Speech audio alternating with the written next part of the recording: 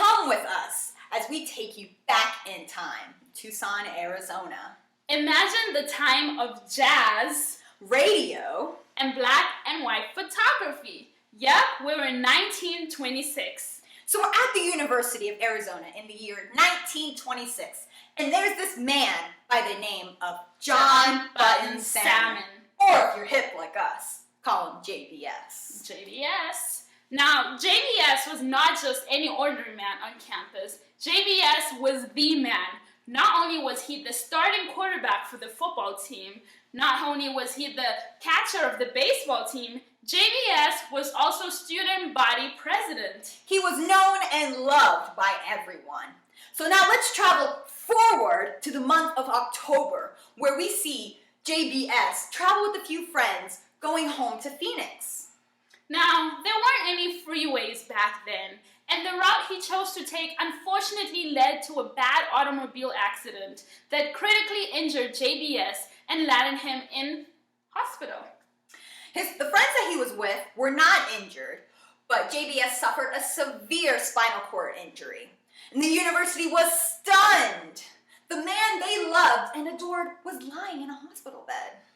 The athletic director at that time, J.F. Pop McHale, yes, McHale Stadium, as you all know, visited him during his stay in the hospital and told him just how devastated the team was.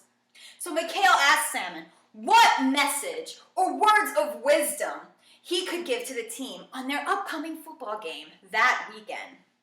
So Salmon leans closer and closer and closer to McHale and tells him, Tell the team to bear down. Sadly, Salmon passed away just a few days later. The entire school was devastated. What were we going to do now that our hero was no longer with us? We fast forward to the football game where we were playing our then rivals, New Mexico State, and we were not doing so hot. We were not into the game at all. We were so upset and just about ready to give up. At halftime, McHale shared Salmon's final words with the team. And just like that, the team was inspired. They started chanting, bear down amongst them. As they leave the locker room, they started chanting. They continued chanting to the football field. Soon enough, the entire stadium was filled with these two words. Bear down! And just like that, they were so inspired that they beat our rivals by one single touchdown. Not long after this amazing game, the junior honorary wanted to build a special memorial for John Button Salmon.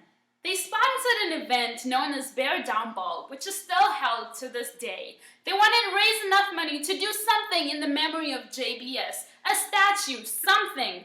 But unfortunately, they only raised enough money for a paint and a tall ladder. So what were they going to do with that can of paint and that tall ladder?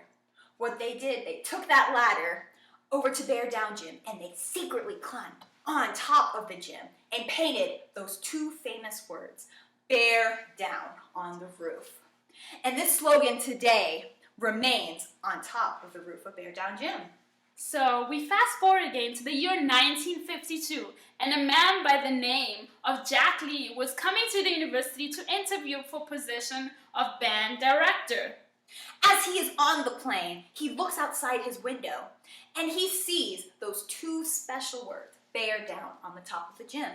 He is immediately inspired, and he looks around to see what he can write on. He grabs the first thing that he sees, a barf bag. An unused barf bag. And writes a song. But this wasn't just any song. This song was titled Bear Down, Arizona. And it was with this fight song that he became the new band director. And to this day, our fight song, Bear Down, Arizona, is what we sing at all sports events.